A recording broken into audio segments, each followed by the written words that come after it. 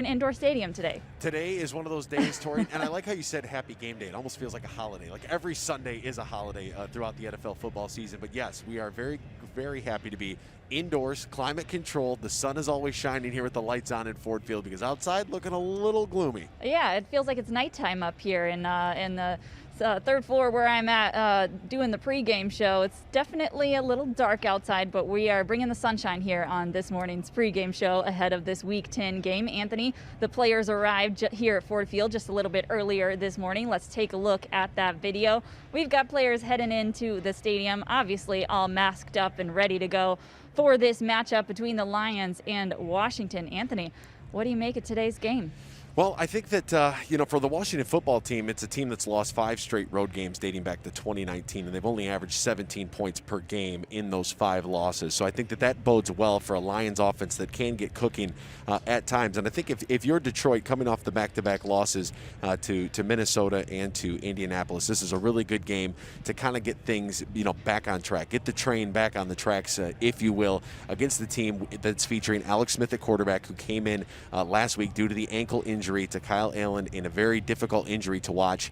And we saw that this a little bit earlier with Alex Smith when he was entering the game. The cameras had cut to his wife and his family, in the nerves, the reaction, kind of almost like that human element. And here he is after 17 surgeries, almost losing his leg. He goes in last week to replace a quarterback who goes down with a leg injury. I can't even imagine what was going through his mind, the butterflies in his stomach, but he went out there and performed the best that he could. And then, he's going to be making the start today. So really a comeback story for the ages for their quarterback today. Absolutely. So much respect for that guy. From myself, from the Lions in the building this week, they all talked about it and just how much they respect him getting back out there on the football field. What a truly incredible comeback and incredible grit from Alex Smith to step in there after Kyle Allen's leg injury, considering the memories he has of his leg injury himself. So much respect to Alex Smith, but of course the Lions are hoping he doesn't have a day against them today on the football field. So before we talk about the Lions game, though, let's take a look at our BetMGM out-of-town preview. Oh, we got our inactives first. Sorry, guys, we got to talk about these. These are important. Obviously, Kyle Allen for Washington. Definitely he won't be out there today. But then let's take a look at the Lions inactives. Of note, Kenny Golladay obviously not playing out there today. We knew on Friday that he would be out of this game. A couple more notable names, though. That injury list this week was long. Halapoulivaati Vaitai, he's not playing today. Big V there on the offensive line. Jamal Agnew at returner will not play again this week. Jared Davis is inactive. And Nick Williams, he struggled with an injury in practice this last week. He is inactive today. Anthony, that is a long list for the Lions. That's a long list and a lot of very important names. And one name we need to highlight because you've been knocking it out of the park is Big V Vaitai. I mean, you've been fantastic. Like, you have a 99.9% success rate every time Halapoulivaati Vaitai. I don't even know if I said that right, but I gave it my best shot. You've been awesome with Big V. I should have just left it there. But obviously the big name up at the top, Kenny Golladay, the way that affects the downfield passing game, how Marvin Jones, how Danny Amendola, how TJ Hawkinson, those guys will have to be very sure-handed and very involved in the offense today. Can the run game get going a little bit better this afternoon as well to kind of give some relief to Matthew Stafford? And then, of course, when you look at the D-line with Nick Williams and then in the return game, with Agnew, those are some very concerning names. Jared Davis there at linebacker as well. Like, those are big names that are on this injury report, and it's got to be next man up in order to be successful today. Anthony, I had a lot of practice over the off-season in quarantine, sitting at home alone, doing all our videos. I had a lot of practice pronouncing Halapoulivaati Vaitai. So that's where that came from quarantine. It's one of my quarantine talents. All right, I was so excited to get to our BetMGM out-of-town preview. We're going to go to that now and take a look at this Sunday around the league. Lots of good games happening. There's also a NFC North matchup that will happen on Monday night. But Anthony, what sticks out from the weekend of games? Well, looking in the 1 o'clock window, and it's interesting because all the games being on Fox because of the Masters taking place today, so check your local listings on what games you're going to have in the afternoon window.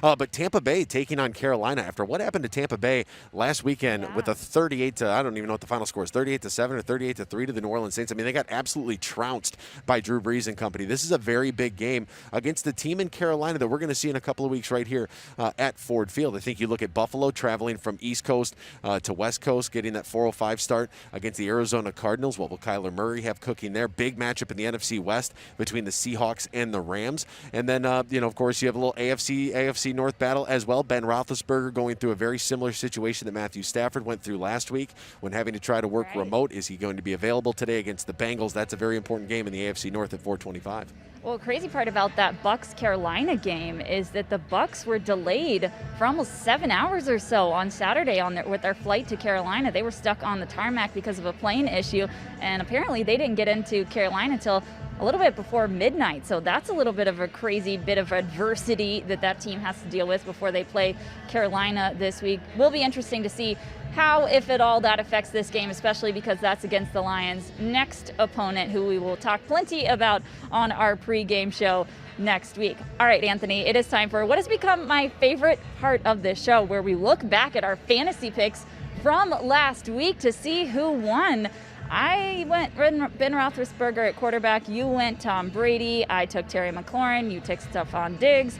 I reminded everyone to start Christian McCaffrey. You took James Robinson. Anthony, what do you think of our matchup? I know why this is your favorite segment. I mean, the last couple of weeks, I have been an absolute disaster. Tom Brady against the Saints, watching that game, I knew I was going to hear it from you, Tori. I'm sitting there, and the guy, they went 3 and out, like 4 consecutive drives to start the game. I was having a panic attack on my couch. I couldn't believe it. And then I knew that you had Scary Terry. I knew that you had Christian McCaffrey. I watched him score twice before he went down with a shoulder injury. Ben Roethlisberger was throwing touchdowns all over the field. I was a disaster last week, Tori. Well, listen, we'll see if you can make a comeback this next week, but we got to see who won the Jess Trophy this week. That's named after our producer. Look at that. Tori gets the Jess Trophy this week. Very proud of that. That's 2 weeks in a row, Anthony. You got to bring it this week. I'm gonna try my hardest. I like the fact that we just started in the middle of the season, keeping track of these things. I felt really good about my picks early on. I have faltered the last couple of weeks, but we're going to rebound strong today. Yeah, well, I can only say that I hope that for your case, Anthony. We definitely, I need some better competition this week, so you better bring it. Better bring it with those picks. Anthony, this week is our Salute to Service week, so we have a lot to do to honor our hometown heroes and our military. Things look a lot different this year, but the importance of honoring our military has not changed at all. So earlier this week, we had a chance to sit down with our 2 Kroger hometown heroes, Derek and Katie Snell, and hear their inspiring stories of service and family. Take a look. This week, I have the honor of sitting down with our hometown heroes, plural. I can't remember the last time that we had that. Derek and Katie Snell, you guys, thank you so much for being our hometown heroes presented by Kroger this week. Thank you. It's a great honor. Well, we want to get to know you guys. I know you both have served in the military, so why don't you first start out with, Katie, tell me how you guys met. Okay, so we attended Tulane University on ROTC scholarships, and I was in the Army ROTC program and Derek was in the Naval program. So we didn't meet until our junior year there, but when we met, it was love at first sight, and then we later commissioned and went our separate ways into the services, but got married about a year into our time of service. Well, you guys have been all over. Explain a little bit of your journey that eventually landed you here in Michigan. So I had I traveled to about 20 different countries throughout my time in the Marine Corps. I deployed 7 times. And one of the tours, we had a unique opportunity, was to come to Michigan.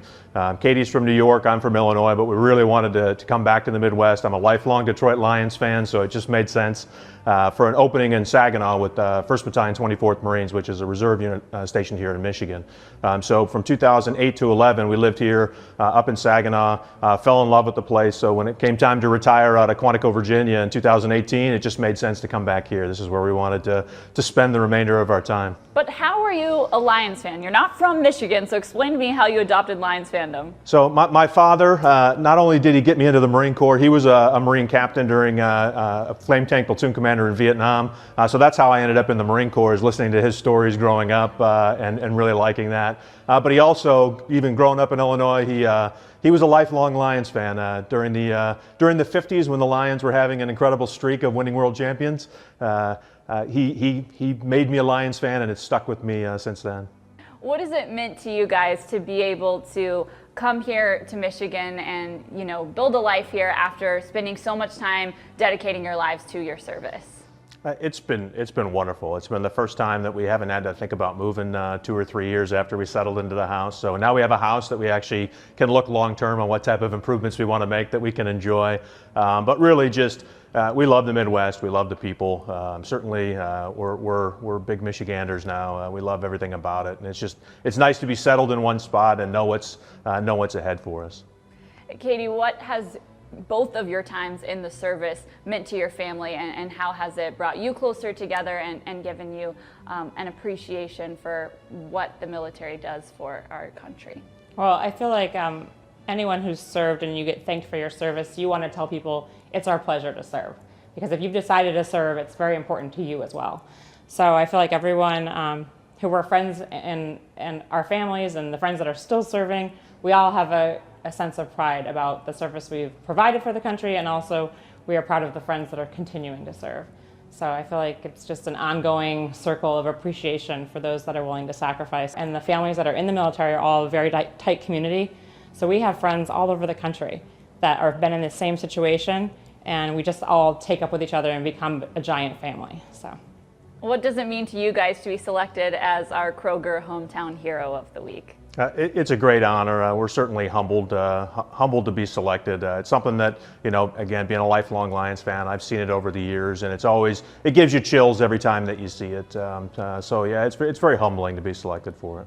Well, we appreciate everything you guys have done in the service, and we're glad to have you as our Kroger Hometown Heroes. Thank you.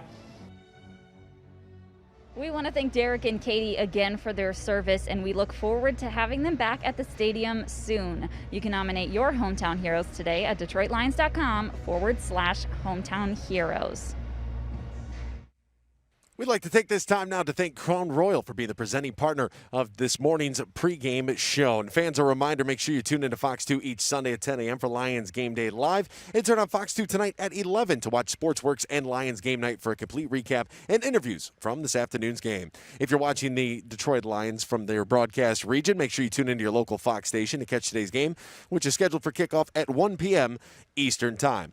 Salute to Service is a year-round effort to honor, empower, and connect our nation's service members, veterans, and their families. It's also a chance to recognize those in our community who are going above and beyond to help our nation's military. Earlier this week, we had the chance to sit down with Miss Sawyer Hendrickson, an 11-year-old girl from Ludington, Michigan, about Miss Sawyer's Kids with a Cause. She talks about her upcoming Sawyer Stockings initiative and being a national child advocate for veterans, active duty military, and our nation's fallen heroes. Let's take a look. I'm sitting down with Sawyer Hendrickson, who is an 11-year-old doing so many cool things for our military. Sawyer, it's so good to have you here. Welcome. Thank you. All right, I want to get to know everything that you have done for our military. Help me understand what Miss Sawyer's Kids with a Cause is. So Miss Sawyer's Kids with a Cause is a 501c3 nonprofit organization that I started when I was 6.5, when my brother left to join the Marine Corps. So what do you guys do for the military? So we do care packages for the military, and we attend over 150 veteran-based events every single year to just help with our veterans. I love that. You said it started when your brother left for the military. Tell me about your brother. So my brother's name is Kyler, and he's just like, all right, I'm going into the Marine Corps. And it was all kind of shocking, especially for me being only 6.5 and not really understanding anything about our military. So that's what kind of got me to start doing what I do. How did it feel knowing that your brother was away serving in the military? And I also didn't understand how long he was going to be gone for. And he was only home for Christmas that one year, and he hasn't been home for any other Christmases or any other holidays. So he's been gone for quite a while. When you first started sending your care packages, what gave you the idea that you wanted to do something for your brother and for the other military members that he was serving with? Where did your idea start? It started because I just wanted to know what they were doing while they were gone. So I just thought I'd send them a little bit of holiday cheer throughout the holidays to remember that, or tell them that someone is thinking of them for the holidays. First, we sent care packages to his group, so everyone would get a stocking, and we always send extra ones in case if we got like a number wrong. And you don't want to be that one person standing there who didn't get a stocking while everyone else is getting a stocking. So after you sent him and his fellow military members stockings, what made you decide, I want to do this for more people than just my brother and the people that are with him? there are millions and millions of other people who are also serving at the time, and I was only just sending to my brother. And it's not just him that needs to be remembered, it's everyone else in the military who needs to be remembered as well. So that's why I send them, or that's when and why I started sending them to different places and not just to my brother's platoon. How has it grown since then? People in the military who got the stocking like spread the word to their friends and family, and then they reached out. So it just kind of slowly grew into how big it is now. So tell me what you guys do now. What do you put in the stockings and what do you send out to our military members who are serving during the holidays? We put in like playing cards that casinos donate to us around Michigan. We get candy, baked goods, assorted candy, Rice Krispie treats, brownies, and for the Christmas stockings, we put candy cane and a Christmas card signed by me. So that's some of the things that we put in. Sawyer, you sent out over 10,000 stockings last year. That is a huge undertaking. How do you get so much support to send out so many stockings? Well, we do have two main sponsors, which is Black Rifle Coffee and Strike Force Energy Drink. They're both veteran-owned companies, and they're really great sponsors. They're really great sponsors, and they help with our project, and they've definitely been a part of our project growing into what it is now. What makes you so passionate about caring for our military? I know it started with your brother, but now that you're 11 and not 6.5 anymore, what makes you so passionate about continuing on this cause? Well, it's just really, everyone who is in the military needs to be remembered. They're putting their life on the line and fighting so we don't have to. And I think it's just really important that they should be remembered, because not every single veteran or military member is remembered. Sawyer, what you are doing for our military is so cool, and we are honored to chat with you about it. Thank you so much. Thank you for having me. What an incredible young lady. We want to thank Miss Sawyer again for her efforts, and we look forward to having her back at the stadium here at Ford Field soon. To learn more about Miss Sawyer's Kids with a Cause and her Sawyer Stockings initiative, please visit www.misssawyer.com. What a story. And fans, we want to see your game face all morning long. You have the chance to be featured on today's show by posting using the hashtag DTE Game Face and showing us your game day energy. Don't miss out on this opportunity to be a part of Lions Game Day. Post now with the hashtag DTE Game Face. Purple bags for American servicemen and women overseas. Each Salute to Service game, Lions fans lend a hand in packing these bags. While things look a little different this year, the Lions are still proud to support the Purple Bag Project. We encourage fans to pack your own care package at pack.crownroyal.com to thank these men and women for their sacrifice and generosity. Salute to Service Week may have looked different this year, but that didn't stop the Lions from honoring our servicemen and women and their families. They hosted a virtual reunion for Lions legends and the veterans they accompanied on last year's honor flight to D.C. The former players and vets were able to reminisce on memories from the trip. I'm sure the other gentlemen had the same thing with everyone they with, but if they had the date I had with Andre, they had a good friend for life. It was such an honor and a pleasure to be on that trip and to be amongst our heroes. I keep in touch with Joe. I came back after this. I was so moved that I put together a nice little picture book and sent it to him with a great note on the back, just for me, from my heart, to say thank you for your service and now developing a relationship. It's been such a tremendous experience to go back and remember and reflect on, and I just can't say enough about it. I gotta show you guys something else. Andre, I love that picture, bud. I love that picture. I wish y'all could see my living room. I got that picture hanging up in my living room right now. It's in my living room too. Those veterans were recipients of a little gift from the Lions as well. A care package from the Lions that I got yesterday. Wow, that was pretty impressive. The team also hosted a video call after practice where players and coaches talked with TAPS families who lost loved ones in the service. So glad that all of you could join us. And we obviously wish all of you were here in person like we've been able to do in the past. But, it's 2020, so we are on the Zoom world and, just excited. We're excited to honor your heroes this weekend. They're honoring them with cutouts of the families together again in the stands and with players sporting helmet decals with the initials of these fallen service members. This is the helmet that we'll be rocking, so thank you. Even in a year where everything has changed, the team's commitment to honoring our military remains unwavering.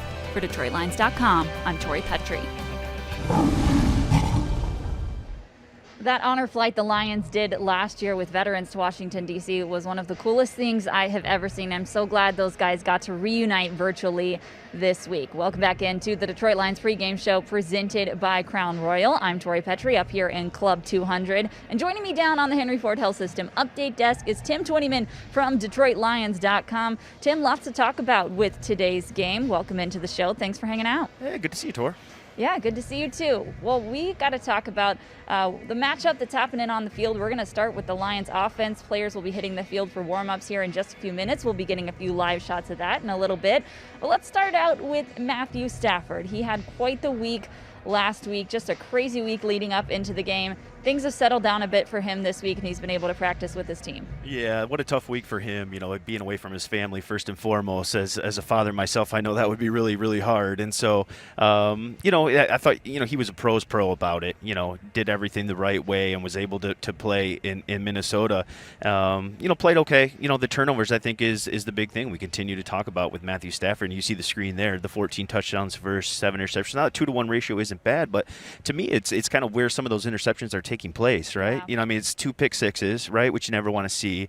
And then last week's a great example. Interception at the Vikings 12-yard line, interception inside the Vikings end zone, right? That's 14 points you take off the board. You not only give the ball back, but you're taking points off the board.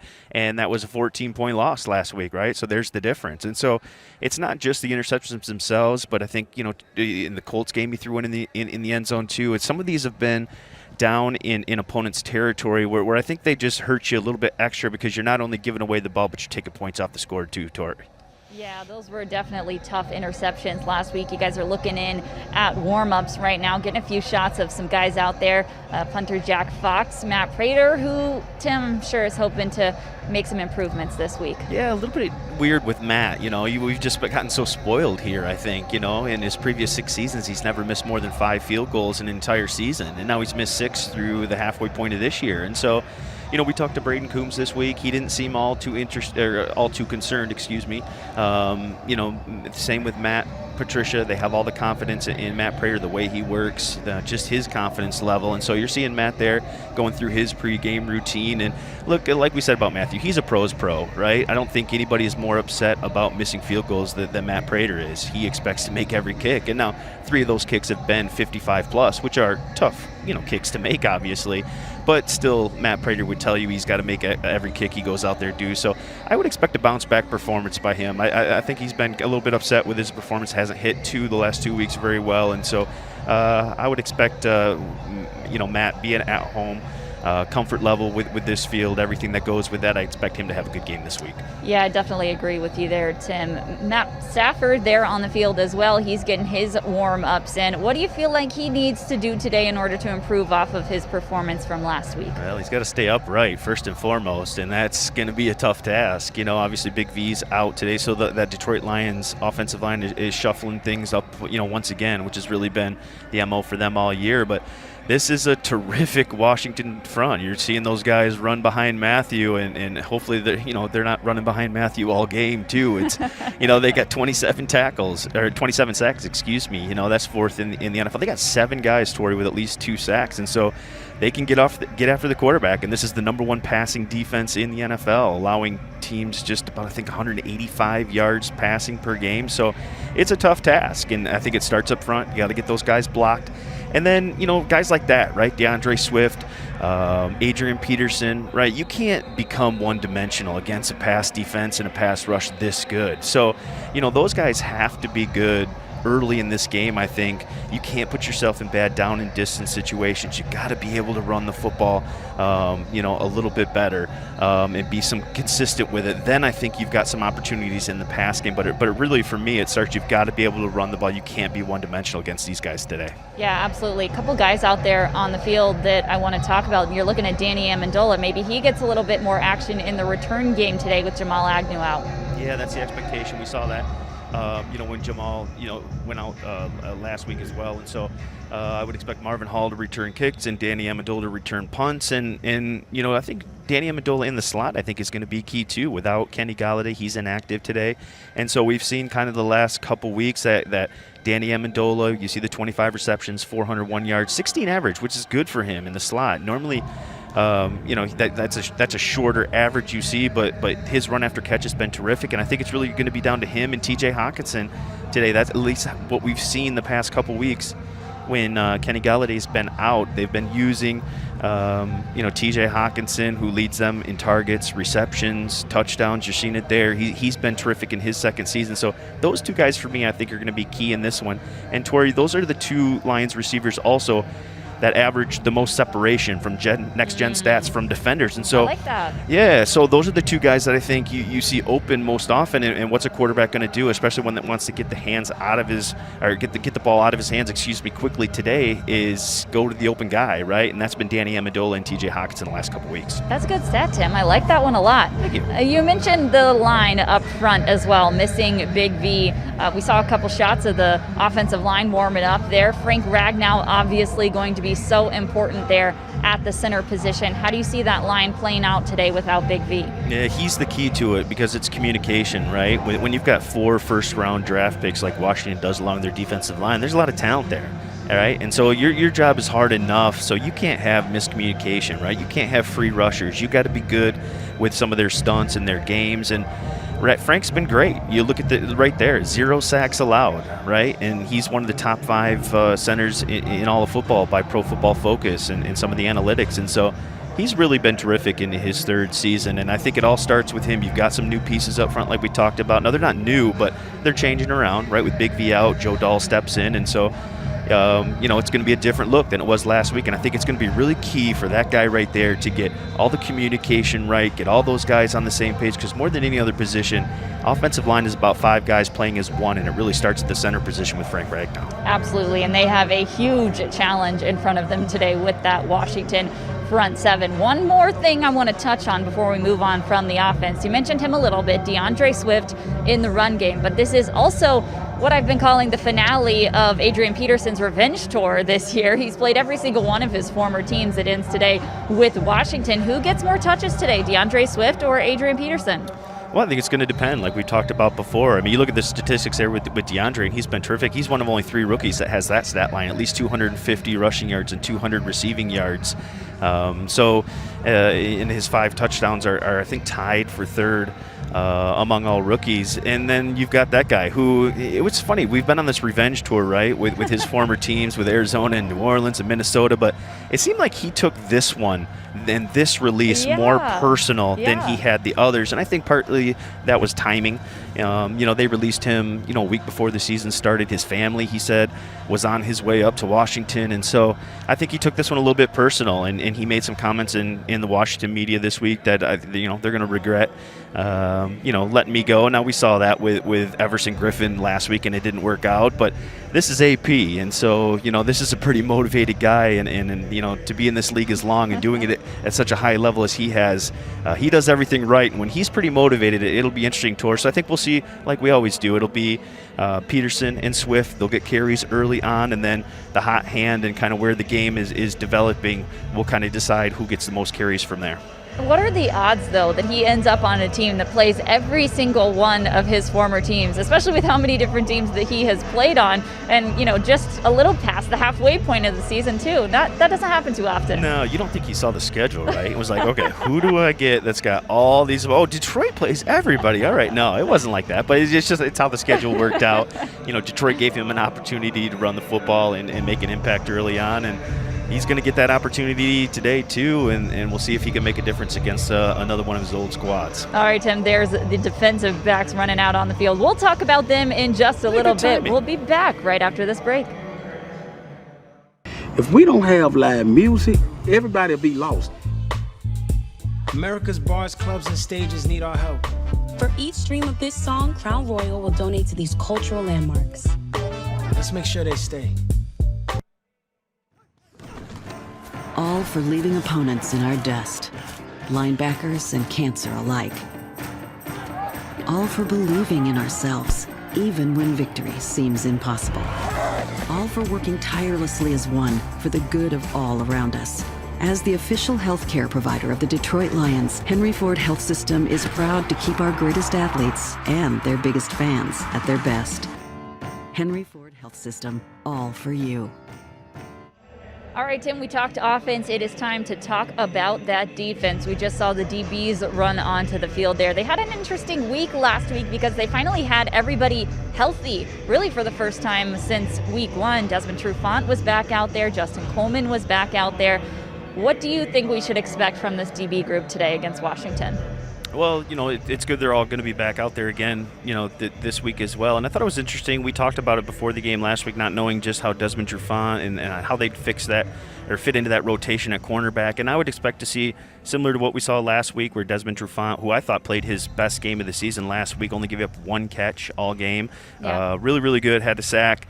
You just obviously he's missed a lot of games, so those numbers are going to be down. But I thought he played really well last week, and I would expect him and Jeff Okudah to start. And then what we saw last week with Amani is he worked into some certain packages.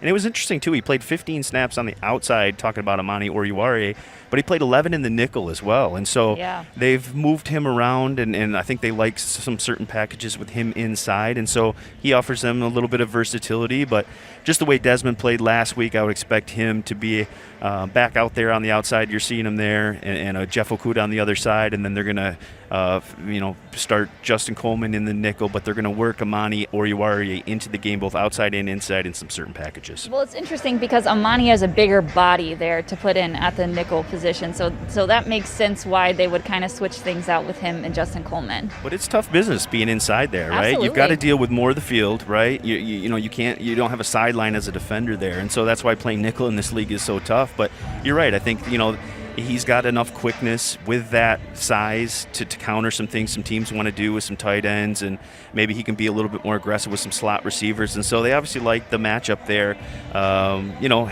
He got beat once last week, had a penalty. But I think those are things he'll clean up the more comfortable he feels, playing in the nickel and playing inside. And they're going to find ways to get him on the field. We've talked about him all year. He's been really, really good. He's been one of their best cornerbacks. They just like to fit with TRUFANT and Okudah outside, and they're going to find ways to get Amani in there as well. Yeah, and as far as Desmond TRUFANT goes, I got to say, I love seeing a cornerback get a sack. It's always fun for me to see those guys getting the quarterback on a blitz. So yeah, for sure. It's good to get home, right? We've talked about this Lions pass rush and not being able to generate enough of it. And so it's good when they dial up things like that, corner blitzes, safety blitzes, right? To see some of those things get home. Generate your own pressure sometimes. It's what you have to do. Well, let's talk about this Lions pass rush. Romeo Okwara has pretty much been the star of it this season. Yeah, he's been really, really good, right? And, I think he's Romeo Okwara of 2018, where, he had 7 sacks, and it was kind of his breakout year. And then I think it was just 1.5 sacks last year, just wasn't as much of a factor. And so it's great to see him bounce back. You look at the 5 sacks there, right? That leads the team. 11 quarterback hits leads the team, right? And then the impact plays, right? Getting the ball out, the forced fumbles, and having a fumble recovery from his opposite defensive end, Trey Flowers, a couple weeks ago when he generated the fumble. And so those are the plays they need, right? And so I think that's the game plan today versus Washington as well. We talked about their defense being so good. Offense, not so much, at least when you look at the statistics. Now, don't get me wrong. They've got some playmakers on that side of the ball, Antonio Gibson and McLaurin and some of those guys. But I think the plan today has to be, look, we got to stop Gibson in the run game. When the Lions have won this year, they've won 3 games, right? Well, Tori, it's the 3 opponents that have rushed for the least yards against them. I don't think there's a coincidence there. Absolutely not. And so you can't, 275, 259 versus, Green Bay. You can't win football games when you're giving up that many rushing yards, right? So you've got to stop the run, right, or at least contain it. And then you make Alex Smith, who's a terrific story starting in this game. I think you guys have talked about it earlier in the segment. But, he hasn't started in 2 years. Now, he's played some, and he was, pretty good last week in terms of 300 yards, but he also threw 3 interceptions, right? So that, to me, is the key for the Lions defense, right? You contain the run game a little bit. And if Alex Smith comes out here and throws for 350 yards and 4 touchdowns, well, you tip your cap and say, wow, what a great story, right? But that's got to be the way they beat you. You can't have Gibson in that run game going up and down the field like we've seen in the past, and Alex Smith just has the benefit of turning around and handing the ball off. No, I mean, you've got to make a guy who hasn't started in a couple of years now. Look, he's a veteran. He's played a lot of football, but it takes a little getting used to getting back, right, and getting into the flow of things. And so that, to me, has got to be the strategy. Got to contain that run, make Alex Smith beat you. How about the linebacker spot? Why are they important to stopping the run, and who do you feel like should stick out today? Yeah, well, it's the run fits, right, and that's who it's got to be. And I think one guy, obviously Jamie Collins, senior, who's we see there has made a lot of plays, right? He moves around, but Reggie Ragland. Thank you. Ragland is a key for me, too. His ability to play off the edge, right, and rush the quarterback, which you talked about, they need a little bit more of. But he brings a real physical nastiness, I think, to this defense. He does. And I think that's something you need in this run game, in this run defense. And I think you just need to get a little bit nasty, right? You got to get physical. You've got to fit the runs, and you've got to tackle, and you've got to make a statement, right? This is the 30th ranked rush defense in the league, and I think they need a guy like Reggie Ragland, who plays a physical brand of football, to step up today and provide that for them against the run. And then now you can get in good down and distance situations, right? Now you can get after Alex Smith, right? And so I think it's going to be really important for Ragland, Jamie Collins Sr., those guys, especially early in the game, bring a physical presence to that second level, fit the run, and don't let them, get going on the ground early. And I think that then you can play your brand of defense, and you can dictate the game and not have it dictated to you. Another guy that you said you wanted to touch on today was Duron Harmon. Why do you think he'll be important against Washington? Well, he's that last level of defense, right, which is important because they've got some playmakers on the outside in this passing game. But his ability to turn the football over, I think, is going to be key. You look at these last 3 weeks, right, 2-0, 3-0. That's been the turnover differential. And so you've got to be able to get some turnovers, right, some crucial ones. We talked earlier about how critical some of those turnovers have been for Detroit and Matthew Stafford. Well, the same can go for Alex Smith if you force it. And so I think Duron Harmon is probably their best guy in the secondary in terms of forcing interceptions. He's their best, I think he's got the best ball skills, and he's just got an ability to play that center of the field and read the quarterback's eyes to make some plays today. And so I think he's got to be one of those guys that you look at in terms of, hey, we got to generate some turnovers. We got to win that turnover battle. We can't continue to lose the turnover battle and expect to win games. And so guys like that who have shown an ability to turn the football over, get takeaways, I think those are important guys today. Good stuff, Tim. Thank you so much for joining us here on the Pregame Show. All right, Tori, anytime. All right, guys, the Detroit Lions have partnered with Comerica Bank for the 5th year in a row to help highlight Michigan-based small businesses. This week, we had the chance to visit and learn more about Detroit Golf Club. Our Comerica Bank Small Business of the Game is Detroit Golf Club. We're here to find out how Comerica helped them honor their storied past and tee them off for an even better future. So the Detroit Golf Club was founded in 1899. We have 2 golf courses, so we have a north course and a south course, so 36 holes. About 750 members that enjoy golf, and we also have a pretty active swim program and tennis program, and a lot of people come here for social reasons and dining and just enjoying good times with their friends and family. Yeah. Let us know how you first got started here. So my parents joined the golf club back in 1963, which is about when I was born. So my very early memories were of learning to play the game here at DGC. George Bayer was the pro at the time, and if you know George at all, he was about 6'5", 230 pounds. He played professional football, but he was known for how long he could hit the golf ball. So I learned how to play golf from him, and just learned how to socialize and get along with people in an atmosphere that's just a really nice place to visit for sure. So you've seen this place through many different years. How has it grown since you first came to know it? So it's grown quite a bit. If you look at the actual property itself, the property has stayed the same, but this building that we're sitting in right now, which was opened in 1918, is a 37,000 square foot clubhouse that was designed by Albert Kahn. And through time, we've done a variety of renovations to this clubhouse. We are just wrapping up a $4.5 million renovation now. We added a swimming pool, I think in 1934 was the first one. We dug that up and put it a brand new one about 20 years ago. We continually renovate the golf courses. not just for the PGA Tour, but for the betterment of our members as well. So we're always looking for new things to do and good ideas that help attract and retain new members as well. How has Comerica Bank played a role in that growth over the years? So Comerica's been a great partner. They've been there for us whenever we've needed a little extra capital to do something, either whether it's for the golf course or for renovations to the building. In fact, this room we're sitting in is going to be called the Ross Grill. This is our newly renovated area, and Comerica helped fund this as well. So we just appreciate the partnership with them. What does it mean to be selected as the Comerica Bank Small Business of the Game? You get a spotlight on Sunday, and you get to highlight your partnership with this bank that has helped you so much. It's a great privilege, and Comerica is a great organization, obviously, and very well known in the city. So we're honored to be connected with them and with the Detroit Lions. Skip, thank you so much for joining us. We appreciate it, and we're so glad you're our Comerica Bank Small Business of the Game. Thank you, Tori. Thank you again to our friends at Comerica Bank for helping us honor Detroit Golf Club. To learn more about the small business program, head to DetroitLions.com.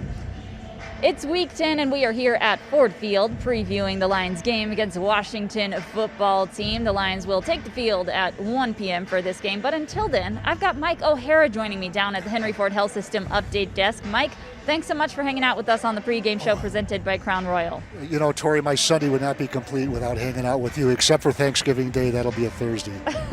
You're right. It isn't complete unless we hang out. And Mike, we've got to talk about the opponent today. We're talking Washington football team, and the biggest story for them today is obviously their quarterback and the incredible comeback that he's made. You know, in terms of storylines for the week, it's probably the storyline of the week in all of the National Football League in terms of human interest. And for those of you who don't remember, in I think it was week 11 or week 10 of the 2018 season, Alex Smith, just a gruesome broken right leg in 2 places, ended up undergoing 17 surgeries by his count. He made that known publicly.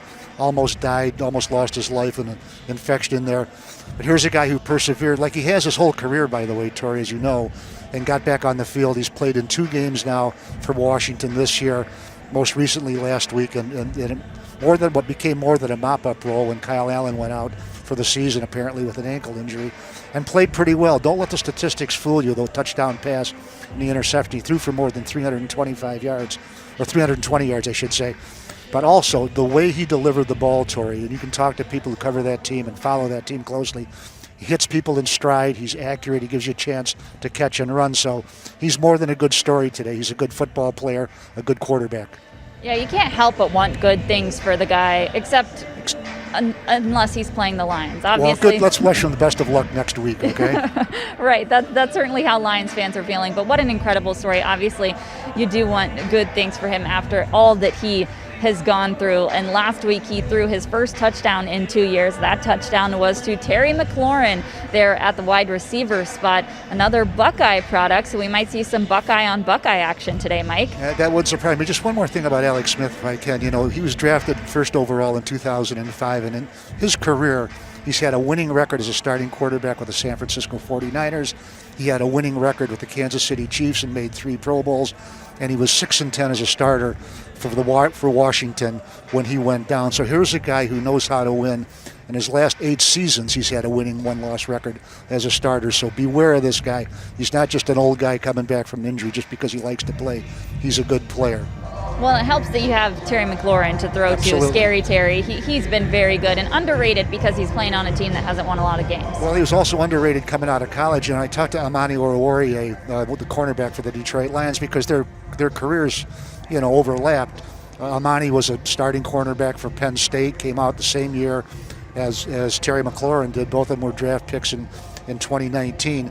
And Amani just absolutely raved about this kid. Now, you go back to college at Ohio State, they have so many players there. He was there for 4 years. He was a 3-year player, and he had like 70-plus catches for his career, got drafted in the 3rd round, and bingo, as a rookie. 58 catches last year. This year he's got 50 already in 8 games. I don't know about superstar or anything like that, but you are looking at an ascending young player who's going to be a force for that Washington team for years and years to come. Absolutely. He could be matching up against his former teammate Jeff Okudah or against Amani Oruwariye, who he played against in college as well. But the Lions need to be able to stop Washington's run game. They struggled with it last week against the Vikings, giving up over 250 rushing yards for the second time this season. It's going to be Antonio Gibson carrying the ball for Washington.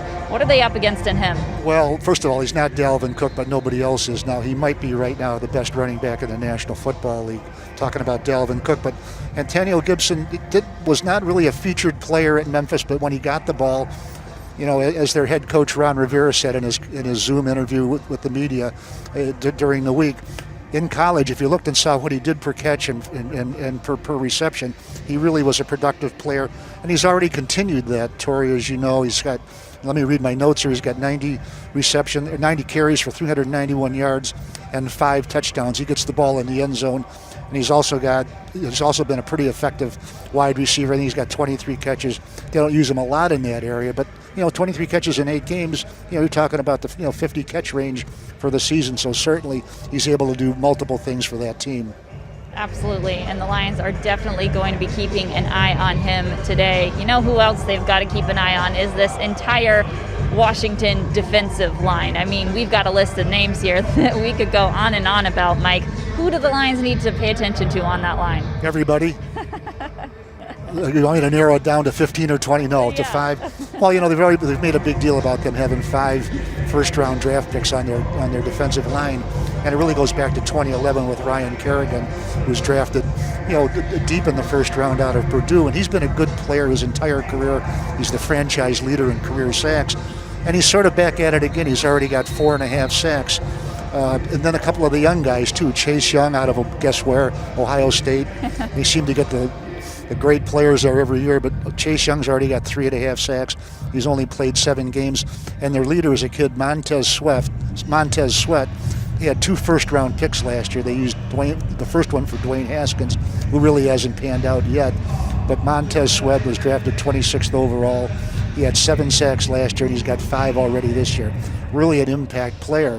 When we talk about the rush coming from everywhere, they have 7 players on that defense who have 2 and more sacks. So you're thinking about 7 guys who are having 5+ sacks possibly on their defensive line. Yeah, that definitely is going to be a huge threat for them today. What does the Lions' offensive line need to do to be able to stop those guys? Block them if you can, hold them if you can't. I don't know. Really, it's probably the key to the game. We saw what the Indianapolis Colts did a couple of weeks with the Lions. They had a good pass rush, and I think they're really maybe stronger up front than Washington, but certainly not as productive. They had 20 sacks and got 5 sacks on Matthew Stafford. Washington has 27 sacks already, 4th most in the league.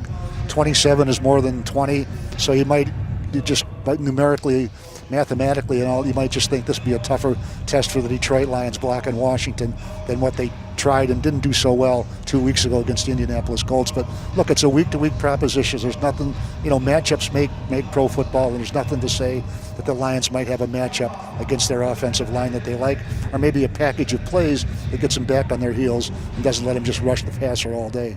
All right, we'll talk more about what the Lions need to do as we get to our keys to game. But first, we've got a little break to get to. We'll be right back after this. If we don't have live music, everybody will be lost. America's bars, clubs, and stages need our help. For each stream of this song, Crown Royal will donate to these cultural landmarks. Let's make sure they stay. Show off your Lions pride with the official Detroit Lions debit card offered only by UMCU. Choose how you will represent your team with 3 signature Lions designs. UMCU enhances your banking experience with access to a convenient mobile app, nationwide network of ATMs, and 24/7 online banking. Plus, cardholders get special member-only offers from the Lions. Join UMCU to get your exclusive Detroit Lions debit card today. Visit umcu.org. Welcome back into the Detroit Lions pregame show presented by Crown Royal. I'm Tori Petry, joined by Mike O'Hara. We've talked about the opponent. Now we've got to talk about the keys to the game. Mike, you already mentioned how key it's going to be able to stop this Washington defensive line. What other keys do the Lions need to make sure they accomplish today in order to get the win? Well, that is job 1, stopping the pass rush. Since I wrote it down, I'm going to say it again, okay, if that's all right with you. Look, win a home game. They're 0-3 this year at home. They've lost 7 or 8 straight at home at Ford Field. Look, I don't care if they're fans in the building or not. They have not been a good home team. Start something today. You're 3-5. If you want to make at least a challenge to make the playoffs, you've got to win out there at Ford Field. Do that. Stop the losing streak. They've lost 2 in a row. That speaks for itself. Don't let this stuff multiply. We saw what happened last year. We saw what happened the year before. You get on a roll, you get on a losing streak, and it's like the avalanche coming down that mountain. It gets out of control, and you can't stop it. On the good side, Matthew Stafford is 4-0 in his career against the Washington team. Before they were the football team, they were the Redskins. He beat them 4 straight times, including got his first win as a rookie back in 2009 against Washington. I'm going to repeat this again. Win a home game.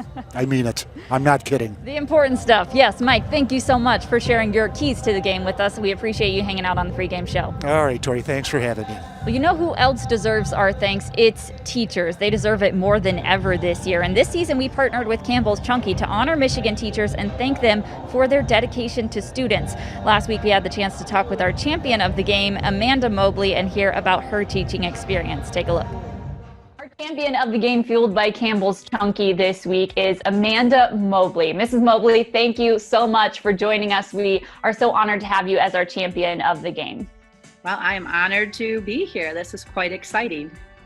Well, we're excited to get to know you. Help us understand how you got your start in teaching. It was a very circuitous route. I did not start out thinking I was going to be a teacher.